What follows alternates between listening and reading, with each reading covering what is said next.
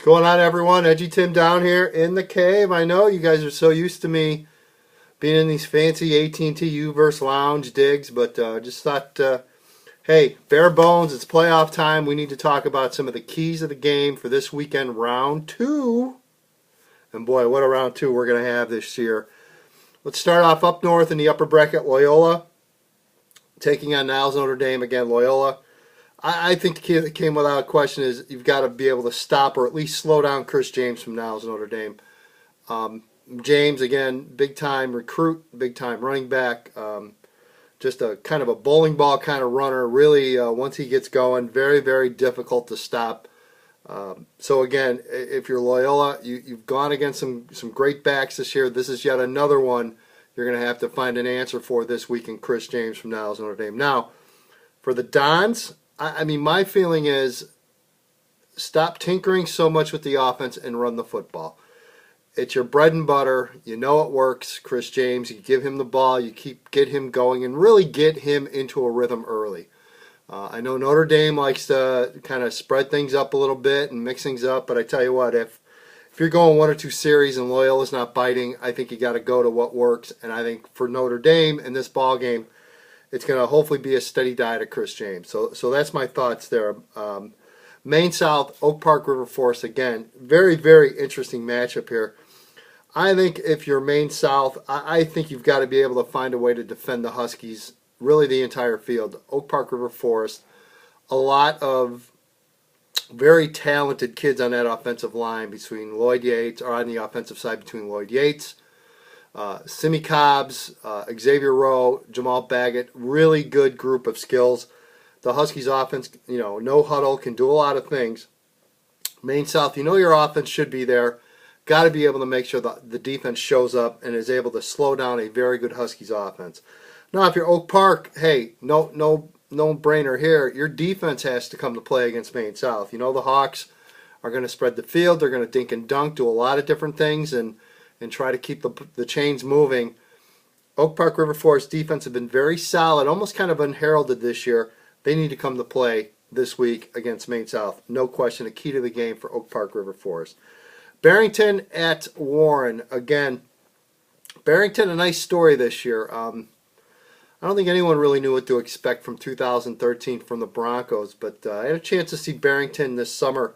Dan Kubiak, very, very solid quarterback. So, again, he's its strength. And I think if you're Barrington, you've got to get going early. You've got to be able to hopefully put a drive or two together early, get some quick points, and this game potentially can wind up being a real shootout. So I think you've got to be able to really just come out, get some points.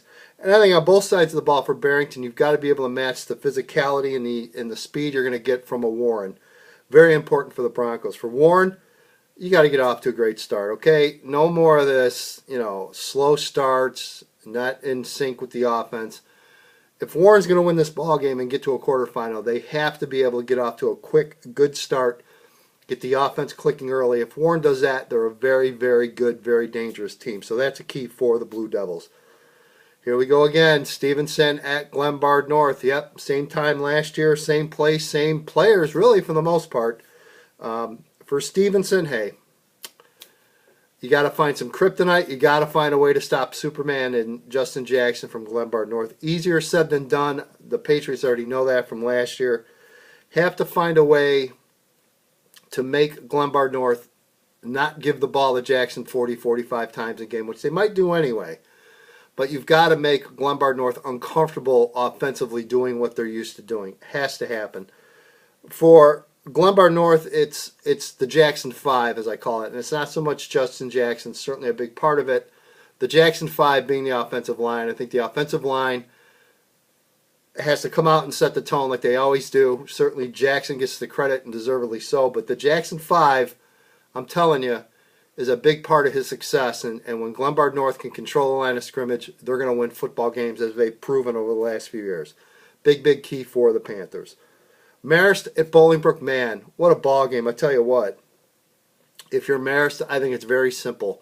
You want to get off quick, get off to a good start, set the tone with your offense. I mean, if you win the toss, forget the first stuff. If you're Marist, you want the football, because you want to go against a Bolingbrook defense that is very, very good this year, but you want to be able to show them, hey, you know what, we're not afraid of anyone or anything.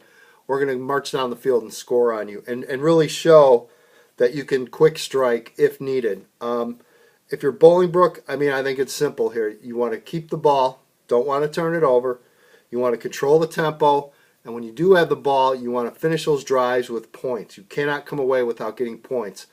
Bolingbrook going to run that veer option, very disciplined, very ball control-like. They want to go 3, 4, 5 yards a crack if possible.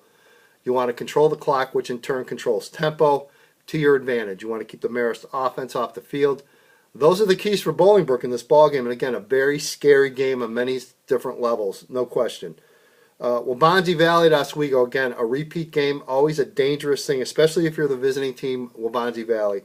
You have got to find a way to be able to counter whatever Oswego is going to change up. And you know the Panthers are going to come with a different look, a different feel, a couple of different twists that these two did not see in the first time around in week 2. So, again, if you're Paul Murphy and Waubonsee, you've got to be able to adjust on the fly and to be able to answer and counter with whatever counter punch or punch Oswego's going to throw you. If you're the Panthers, look, if you're Oswego, it's very simple.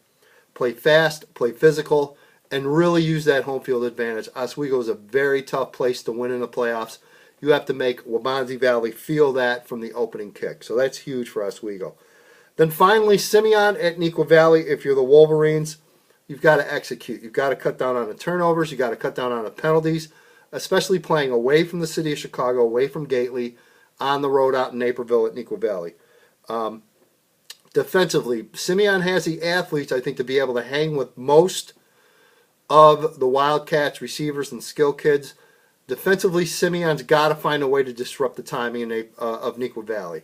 I don't think there's any question. And if you're Neuqua Valley, you just got to go out and let it fly. Your offense has just been on fire this year. Your defense is improving steadily as the year goes on. Again, if you're Neuqua, come out, play fast, play physical, do what you've done all year. See you, everyone.